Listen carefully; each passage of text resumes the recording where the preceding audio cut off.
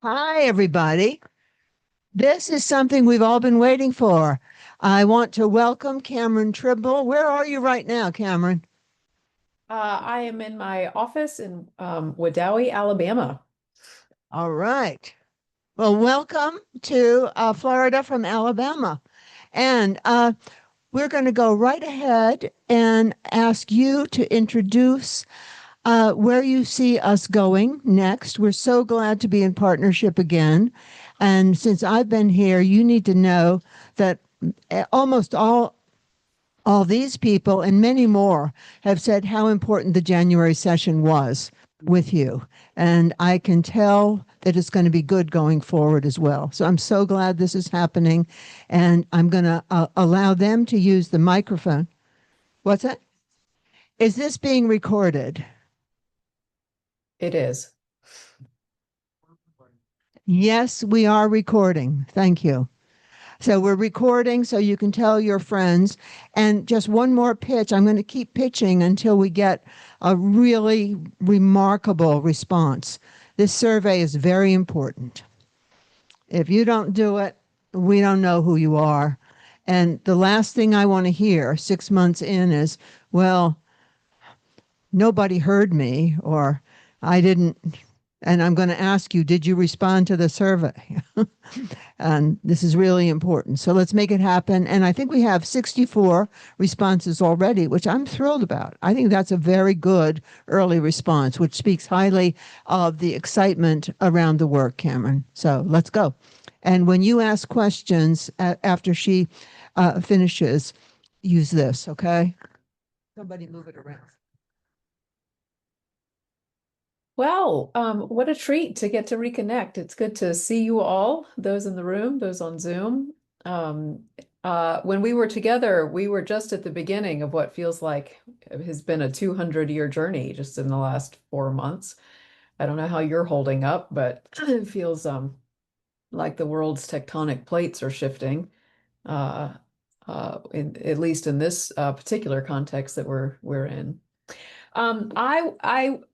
Donna and I just thought it would be good to reconnect, and Donna just placed a call to action that has a lot of pressure of asking me, where do I see you all going in the future? I wonder if I could actually invite that we wonder about that together.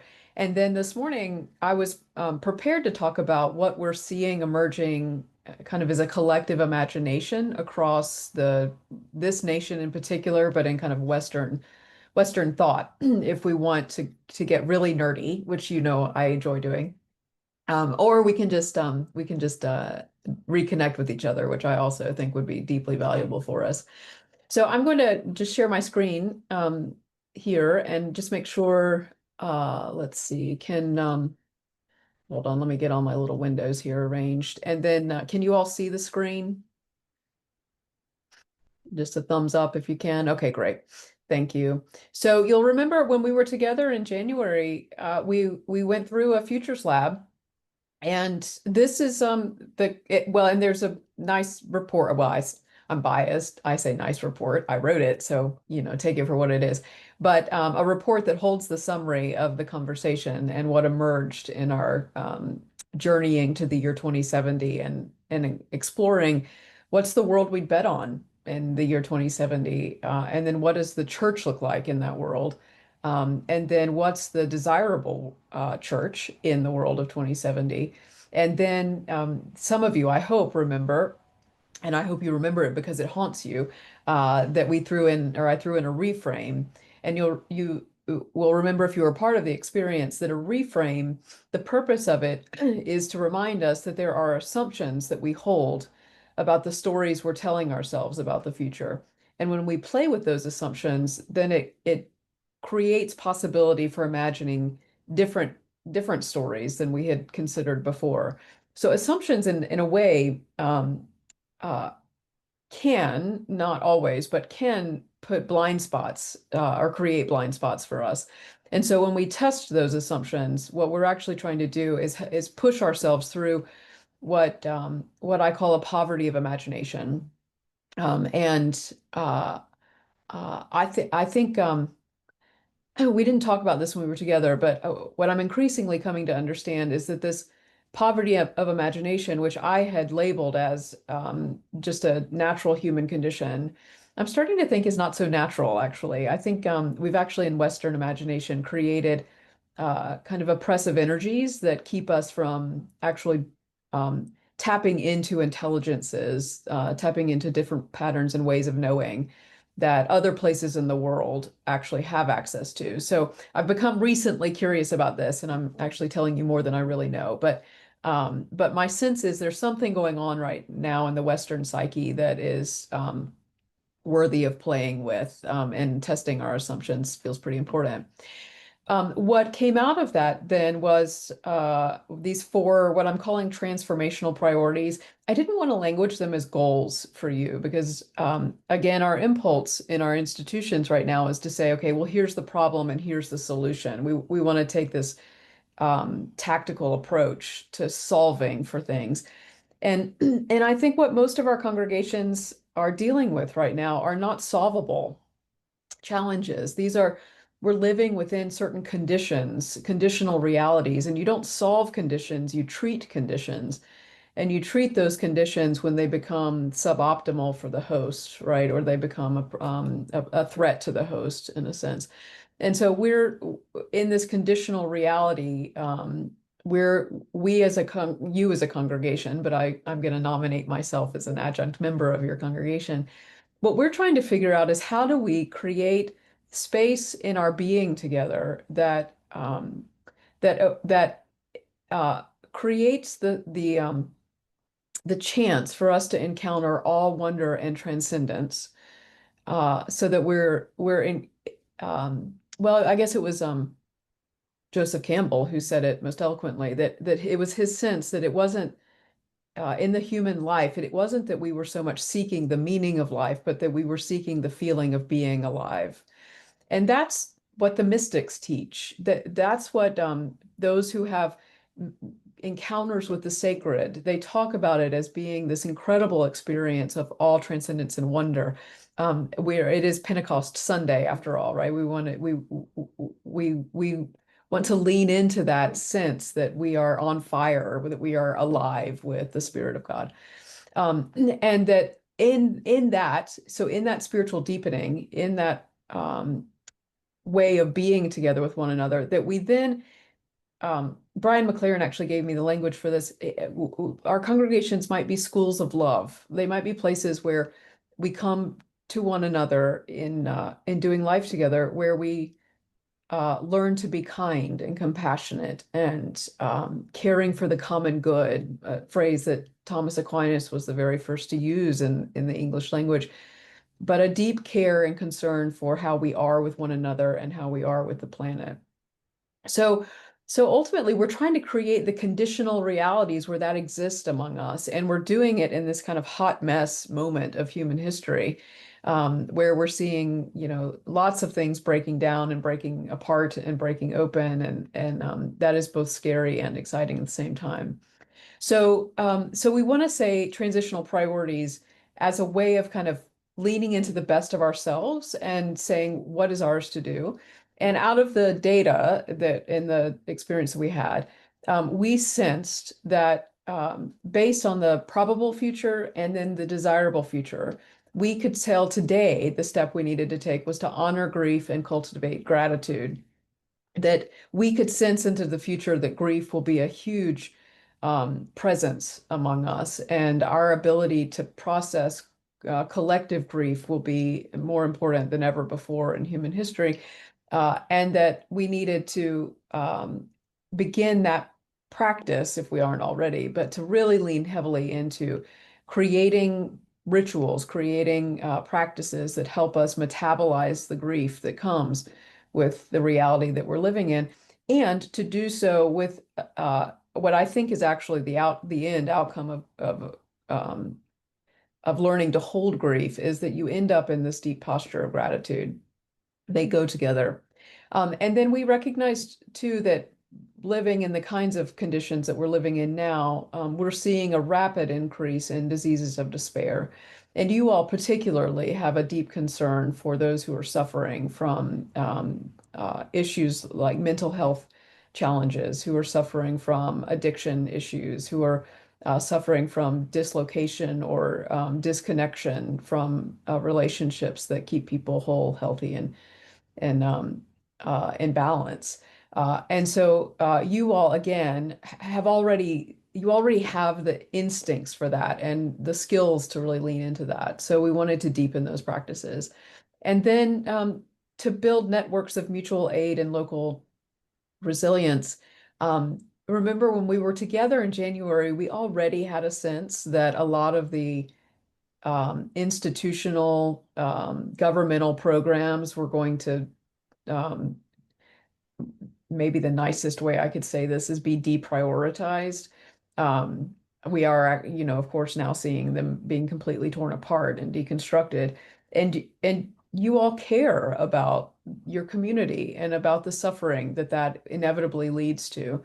And so again, it became obvious in the conversation that you have the resources and the capacity to go ahead and set up and start building and nurturing and investing in alternate economies, in a sense, in mutual care networks and mutual aid networks that help support vulnerable people as these systems, which have supported them historically, are torn away from them. And then to embrace experimental practices and to deepen our connection to nature, which is a theme that we see coming up, I see coming up over and over in these futures labs. But it became very, very obvious to us that maybe one of the practices that we in Western culture have um, actually, that's not how I want to say it. One of the blind spots, one of the ways in which we have alienated ourselves in Western culture is that we have disconnected ourselves from the natural world so that we see ourselves as living on the earth, but not being of the earth. It's this weird disembodiment from, the very nature of our being. I was listening to an Indigenous teacher the other day, and he said, just as we need to reforest the world, we need to reforest our minds and our souls. And I thought that was such a beautiful way of putting it, that's the work of kind of reweaving our relationship to the natural world, to recognize, as we say on Ash Wednesday, from we've come from dust, and to dust we shall return. What's even truer is that we come from stardust. Like we're made of the elements of the universe, and this idea that we can dislocate ourselves, that nature is here and we're over here, has really done deep harm. And so you all had that sense that we need to reweave that connection in tangible ways. And a lot more emerged, but those were kind of the highlights and the early first steps that you all suggested that were natural for you to lean into. And so I want to just pause now, and I just want to check in. Like 4 months has passed. Again, the whole spectrum of the world in which we're living seems to have shifted in some ways we couldn't have clearly have seen when we were together in January. And so I want to ask from your experience in the last 4 months in the congregation, what has shifted that we need to register, that we need to pay attention to? And that can be at the personal level or at the corporate level. What's shifted for you or what's shifted for the congregation that you can observe?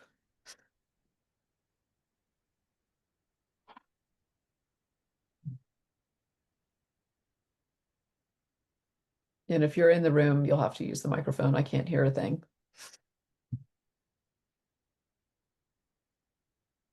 Speaking for myself, it seems to me that in the last 4 months, we've moved from some deep gloom to some uh, new energy and new optimism. Um, so that's how I'm experiencing it. That is great news. That's me. Well, let me just ask a follow-up. What do you attribute that to? What have you sensed that's shifted? Other than, I mean, what's driving the energy shift? Well, we've done some things. We've moved past some crises. Uh, there's still a lot of healing and a lot of aftermath, but it feels like we're on the way. And I would say that personally, 4 months ago, uh, we were still facing it, and now some of that at least is in the rearview mirror, Good. and we're ready to move forward. I shouldn't say we, but that's my sense of it. Yeah. Well, that's significant. I want to just highlight how important just having a sense of agency, just having the sense that we actually can do things together, that we can, as you said, move forward together, shifts the entire energy. It opens up, greater possibility for you all. So to kind of hold that posture, I don't know if you remember the 4 quads exercise where I ask you, do you think the future's bright or do you think the future's bleak? Do you think greater forces are at play, or do you think that you actually can influence the future? What you're describing is that you actually feel like something is shifted so that you have agency to shift your future. And that's so important if you want to create change. So bravo. What else has shifted? My name is this on? My name is Candace King, and I think I'm not responsible for this, but our congregation has noted. Okay, I can't tell if you can hear me or not. Yeah. Okay. Our congregation has noted that a number of people, men, have been arrested because of their immigration status in our community. And some members of our Justice League group, led by Jackie Davis, are doing a collection specifically for those moms and families that now do not have a breadwinner. So that's an example, I think, of your third point, where we're identifying things that we can do something tangible for. So it's both good news and bad news. Yep. Yeah, that's, I mean, again, like we're living in an age where whatever actions that we can take, again, that are on behalf of human wholeness and human protection, if you can take those are worthy and important steps. That's really encouraging to hear. What else has shifted? Well, this is sort of the elephant in the, we, oh, okay. It seems like maybe we've got, a leader who is bringing us all together and is giving us a lot of spiritual guidance. Things we really. That does make all the difference, and you've got one of the best.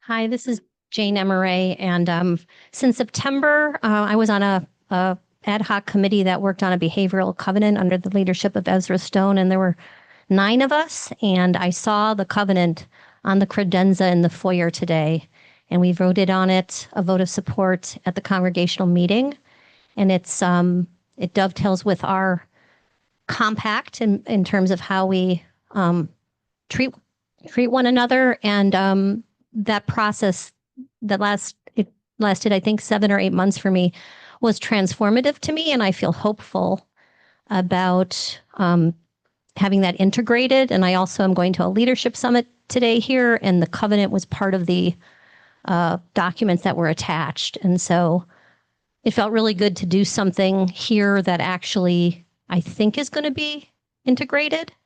So that's, for me, that's what's changed, plus a lot of other things. Good.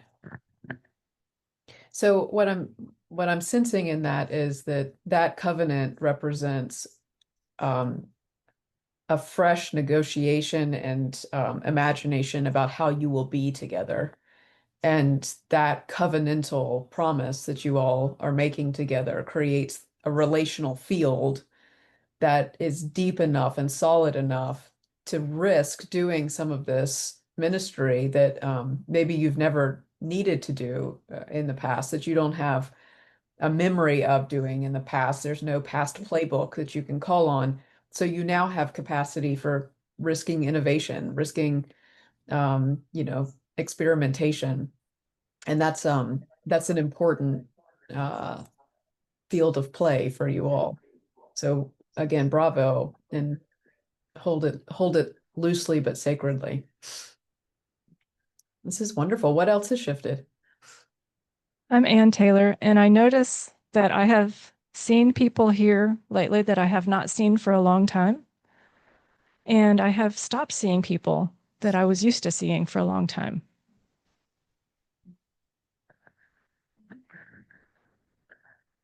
Well, I mean, that could just be church, like people come in and out. Are you making something of that? Is there a story you're telling yourself about why that shift is No, I feel it deep. I feel it deeply, but I don't know the story. okay? But I think I speak for a lot of us that we see people that we want to see here, and they come and go sometimes for, as you said, regular reasons too. Yeah.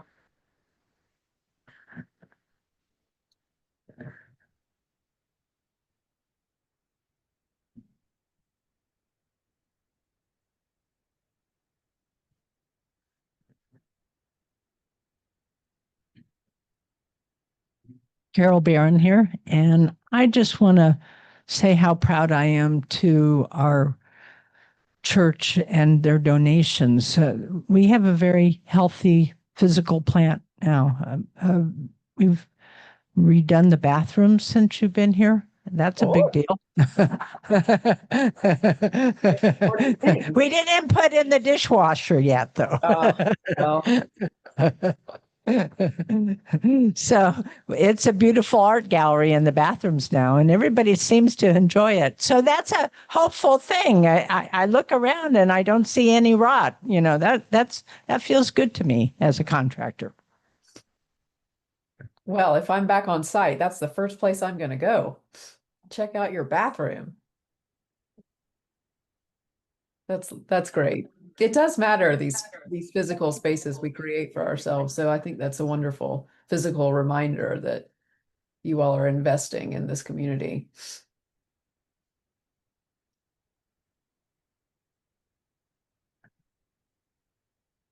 Hi, David Dale here.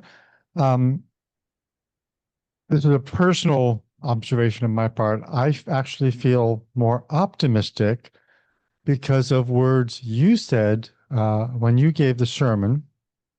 The analogy of the plane when you're going into a spiral, and if you don't know what you're doing, you're going to crash.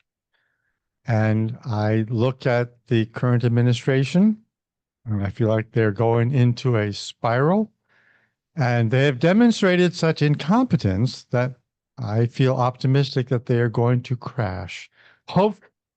Hopefully sooner rather than later, so there's fewer casualties among the innocent, and that America will wake up and look at the crash site and go, well, that didn't work. And we will come to reflect again that we are better as a civilization, as a nation, as people, when we actually care about others, when we actually acknowledge the others with their compassion.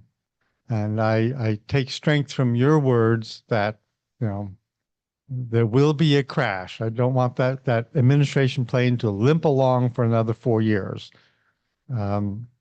So I thank you for your words when you had that. And I'm grateful now to see that UCG can be one of the sources of strength and healing when that crash occurs. I'm very glad to be a part of it. Well, that is, I'm going to borrow your hope on that. I have days where I can hold on to that, and days that I think, oh my God, we're passengers on a plane in a spin, and this does not look good. So I love your perspective. I feel this is Judy Mans. I feel that we all have benefited from your workshops and your sermons and your being with us here today. I'm so grateful for Donna Scopper, and I'm feeling a sense of optimism. I'm feeling like we all have a safe place to express our concerns, that we're being heard, that so much thought and care is being given to all of us on an individual and collective basis. And I'm very grateful for that. Good.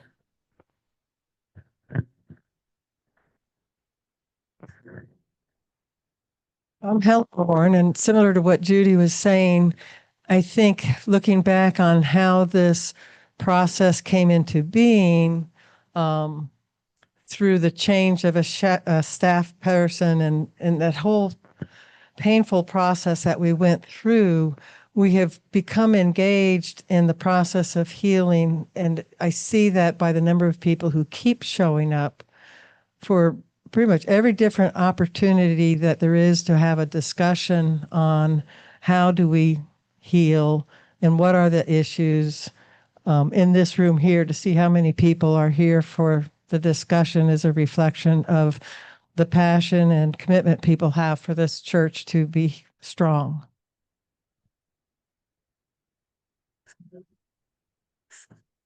Fabulous. I'm Rod Nutter. 4 months ago, my impression was that we were struggling to figure out what it is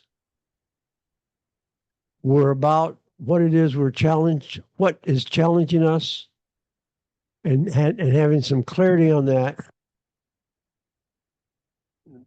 Now, for me, for the first time in a while, I feel that we as a congregation are ready to go and get them,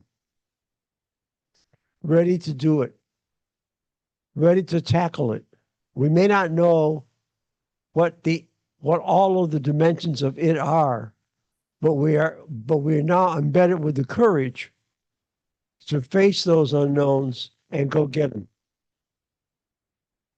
And as far as that airplane goes, I wish I had one of those robots that fly. Well, a drone, right? But we'll let technology take it. Well, I have to say, as a pilot, we hate drones. Drones threaten our airplanes. So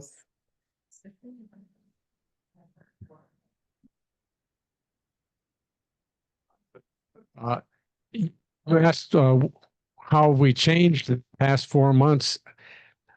I think the world around us has changed a great deal more than we have. And faith in the solidarity of our convictions and our togetherness. I feel like I belong among a group of people who can take me into the we have leadership among us. We don't have to look to the external world. So I see a growing confidence in where we are, both in the community to each other. these are extraordinary shifts.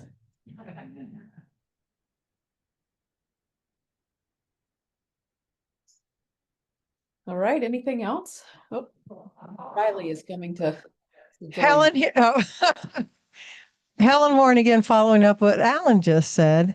And, a lot of what I understand the focus of today is talking about how we in the congregation are going to reflect our love and compassion and Christian, religious, spiritual love, however known, within the church. But with the activities that are going on outside of the church and at the national level, especially, even though it's globally, but we'll stay with the national, that by our strength together, we'll have the confidence as a previous politician, it really makes a difference for you to show up. And we need to get outside of the congregation, stand up, speak up, push back, all of that. We have another revolution going, y'all, and we need to be there.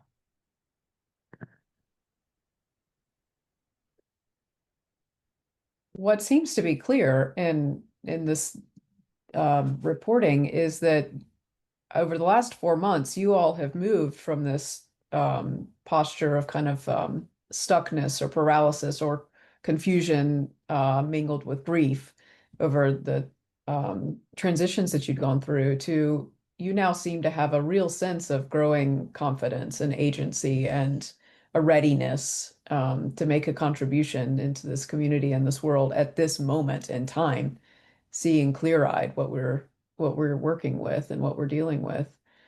I mean, this is extraordinary. Anyone else? This is Pilar here. I'm thinking that just at the level of the congregation, all the difficulties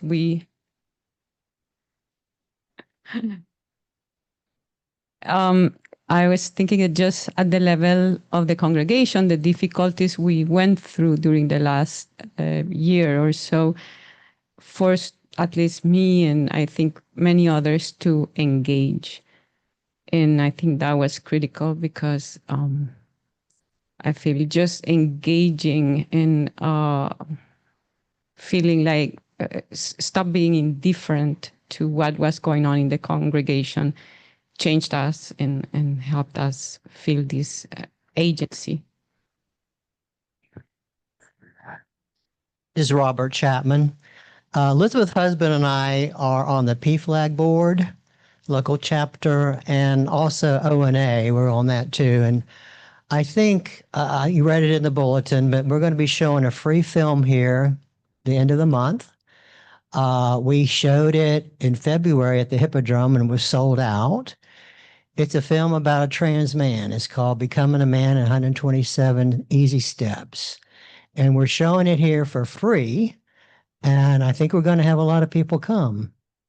So that's one thing that the church, the ONA, and PFLAG are doing for the community, because as you all are aware, the trans community has a target on their back.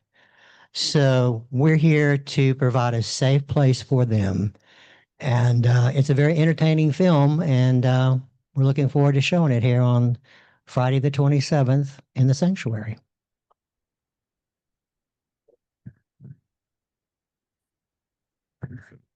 I don't know how many of us remember, I think it was Estonia about 10 years ago, maybe. They all gathered in the streets and sang every night. It's called, okay. Revolution. They got democracy. They didn't, there's no bullets. There was no nothing. They went and sang in the streets. So that's, I don't know why it's going. Okay. That's my vision of how UCG particularly can be a force in the against the government on the national level. Thank you. Well, here's my invitation. Go sing in the streets with such vigor that they call out the National Guard on you. Let's make that your goal. Won't take much. It's true. I think you've heard from the people that have spoken so far that there's an optimism in the room and people looking forward to next steps. Certainly with Reverend Dr. Donna here, that she has brought to us not only her expertise, but a feeling of hope. And people have been coming to listen and being ready to work. And I think that's the thing, that there may be things outside of church that we can do, but I still think that there's plenty of healing that needs to be done within the church, and the behavioral contract is one of them. But I think there's some other issues, as you mentioned in your 4 pieces that you presented at the beginning of the lecture, that need to be worked on, and we can get that done. Yeah. Well, and so much of the relational work, you remember, is not a thing that one completes. You all being in community, particularly with this level of energy and optimism. Look out, Gainesville. Like if we unleashed you right now, holy heck. I mean, why not? Let's try it. What could possibly go wrong? But in that, we will both heal each other and hurt each other. Again, because we're messy humans, and that's what being in congregation together does. It just creates this, um, uh, relationships are organic. So this work of learning to love one another and accidentally hurting one another and having to step back and check in and to repair this is a cycle that we never get out of. This is part of what it means to be community. And you all are doing that with such intentionality. It really does. It's so encouraging for me to hear all of this. I mean, I told you you were amazing when I was with you, and now I'm just even more convinced. I mean, my gosh. Let me also say just the other thing you're reminding me of is, I don't know if you all have read any of Joanna Macy's work. She's Buddhist. She's a wonderful Buddhist teacher. She's probably in her 90s at this point, but she wrote a book a couple of years ago now that was called Active Hope. And what she was trying to sense into and to teach us was how do you maintain a posture of wishing to contribute, wishing to make a difference, wishing to offer compassion and generosity and kindness and all of the things that Jesus has taught us, to offer, and our faith teaches us, in the face of what feels like insurmountable challenges, in the face of these kind of existential moments that we seem to be living in, and facing forces that do feel quite overwhelming at points. And she said that there are three things that we have to hold in mind in that she defines as active hope. The first is that you see clear-eyed what it is that is the reality that you're facing. So you don't try to sugarcoat what you're facing, and you also don't get paralyzed by it, but you see clearly all of the contours. You really try to probe the depths of the reality that you're facing, and then you make the decision: what is it that you want to contribute? What are your gifts that are being called forth in that moment, being invited into that context? And then you take the step, you take the action to make that contribution, but you are uncommitted to the outcome. You are unattached, actually would be the Buddhist language, to the outcome. So you contribute out of the energy, out of the alignment of your vision and values, but you are unattached to how that contribution is received. And in that way, you're offering, you're remaining faithful to your call, but you're also honoring the complexity of the context in which we are in.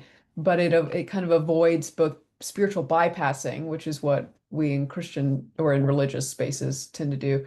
But it also helps us avoid this kind of depression and paralysis that can happen when things don't work out the way we had sort of desperately clung to in our hope. So you all, I think, are leaning into active hope here. This is your call. Anyone else that wants to contribute?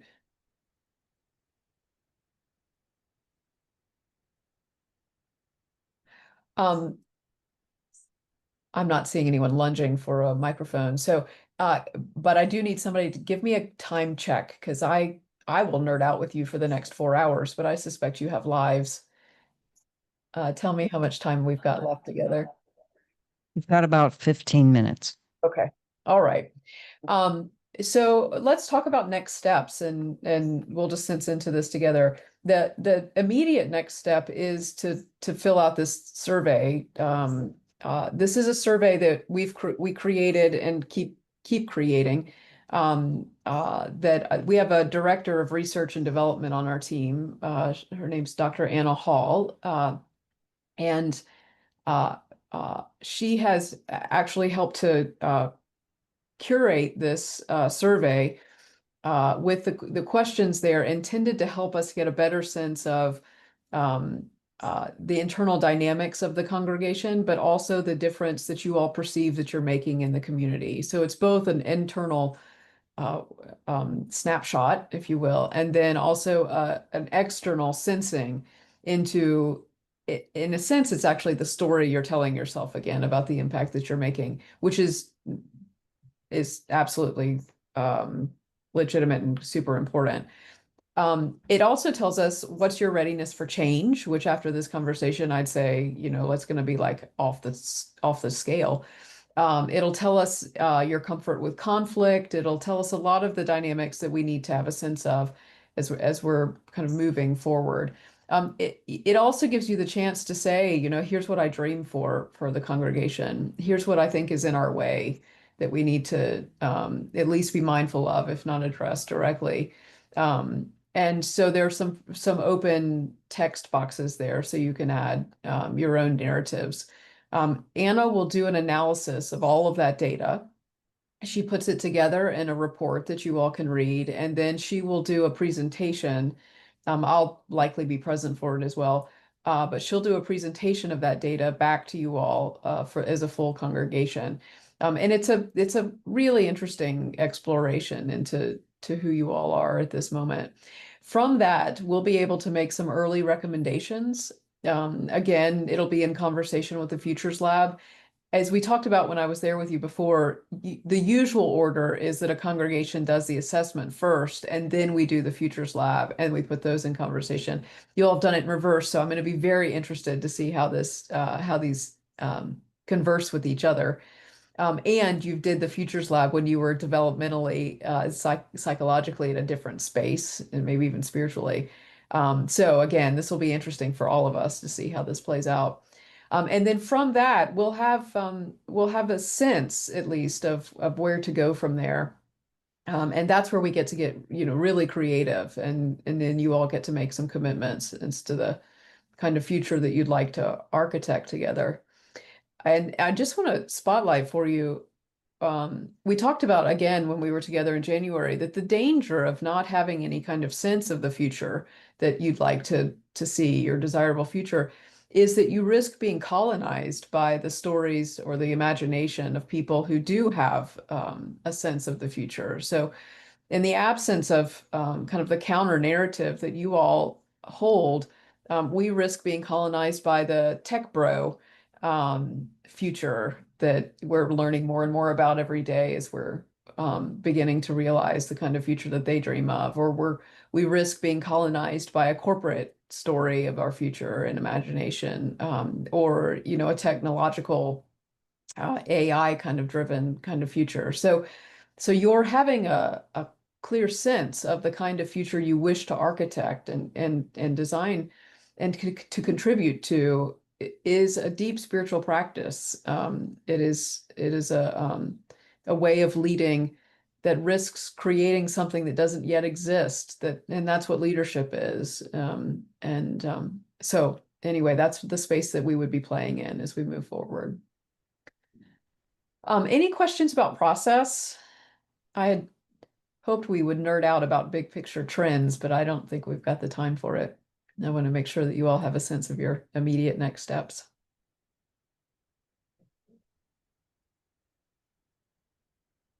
All right, clear as mud, huh? Oh, I see one question. Yeah, this is just one about a little bit of a frustration on the survey.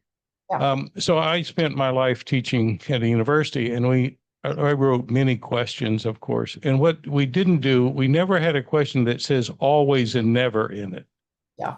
And the real frustration for me was I had no trouble with ones that allowed me to have some level of a scale. But if you ask me a question that has always and never in it, I'm going to answer false every time, because that almost never, it just doesn't happen that way. It's not that black or white. So that's just a little frustration with the questionnaire. Yep. So it is on purpose that it's designed that way, and it's to force the binary. And Anna will talk to you in great depth about that. But the questions on the survey, so the survey itself is it's been validated many times. And a number of the questions from that survey are questions that are often asked in national surveys. So we've got a bigger data set that we're able to put your congregation in relationship to.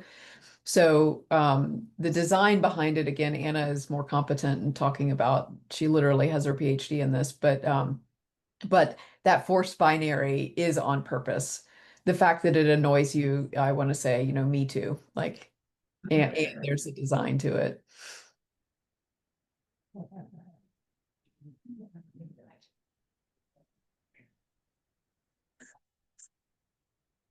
Just a comment, if I may. Your remarks about being called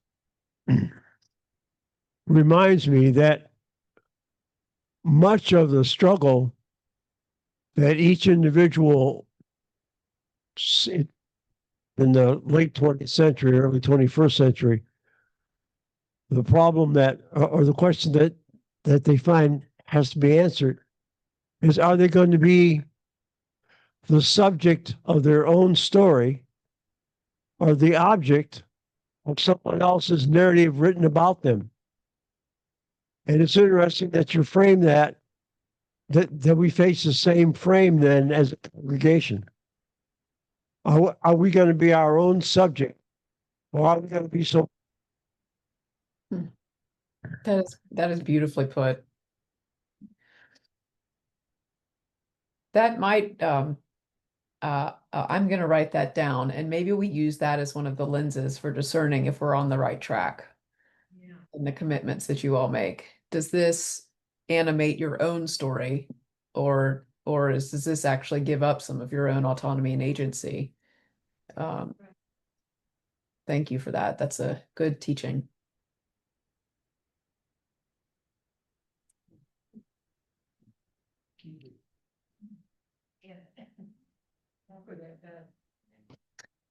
Okay, is there anything else?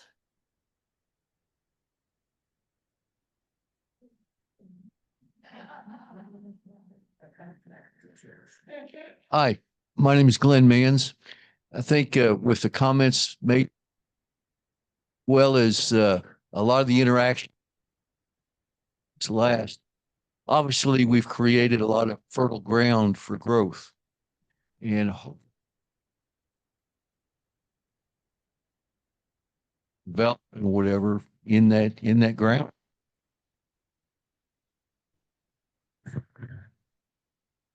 Well, I caught every few words. I think the microphone is not connecting, but you sounded very encouraging, as though we have found some fertile ground from which we can grow Exactly. a vital future. Yes.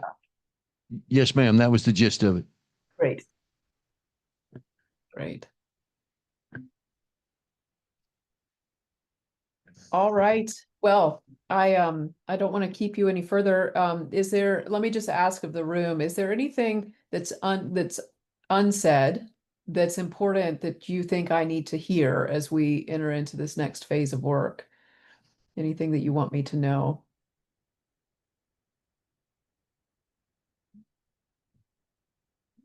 Great. All right. Well, maybe we'll find a time in the future where we can nerd out about the big trends. I had so many graphs. I mean, it's just a real disappointment. So I'm going to go look at my graphs and pretend that we did.